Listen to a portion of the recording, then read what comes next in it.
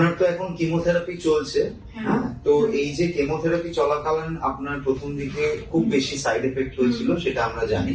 তো আপনি যদি আমাদের পেশেন্টদের জন্য সেই সাইড এফেক্টটাকে নিয়ে একটু ডিসক্রিপশন দিয়ে বলেন, এবং যাতে তারা সেই সাহসটা পায় এবং সাইড এফেক্টের উপর বেস করে কেমোথেরাপি করবো না এইটা যেন তাদের না হয়, সেটা নিয়ে যদি আপনি একটু 2 মিনিট বলেন। আমার যখন কেমোথেরাপি চলছিল তখন আমার একটু সাইড এফেক্ট হয়েছিল, কারণ তখন একটু শ্বাসকষ্ট হচ্ছিল।